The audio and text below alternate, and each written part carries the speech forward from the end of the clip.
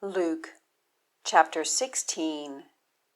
And he also said to his disciples, A certain man was rich, who had a steward, and he was accused to him as scattering his goods. And having called him, he said to him, What is this I hear about you? Render the account of your stewardship, for you may not be steward any longer. And the steward said in himself, What will I do, because my Lord takes away the stewardship from me? I am not able to dig, I am ashamed to beg. I have known what I will do, that, when I may be removed from the stewardship, they may receive me to their houses. And having called near each one of his Lord's debtors, he said to the first, How much do you owe to my Lord? And he said, 100 baths of oil. And he said to him, Take your bill, and having sat down, write 50. Afterward to another he said, And you, how much do you owe? And he said, 100 cores of wheat. And he says to him, Take your bill and write 80. And the Lord commended the unrighteous steward, that he did prudently, because the sons of this age are more prudent than the sons of the light in respect to their generation. And I say to you, Make to yourselves friends out of the wealth of unrighteousness, that when you may fail, they may receive you into the continuous dwelling places. He who is faithful in the least is also faithful in much, and he who in the least is unrighteous is also unrighteous in much.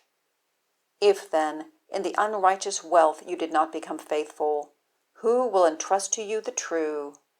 And if in the others you did not become faithful, who will give to you your own?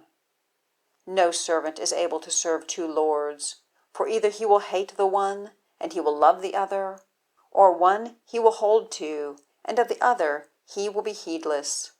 You are not able to serve God and wealth. And also the Pharisees, being lovers of money, were hearing all these things, and were deriding him. And he said to them, You are those declaring yourselves righteous before men, but God knows your hearts, because that which is high among men is abomination before God. The law and the prophets are until John. Since then, the good news of the kingdom of God is proclaimed, and everyone presses into it. And it is easier for the heaven and the earth to pass away than one tittle to fall of the law.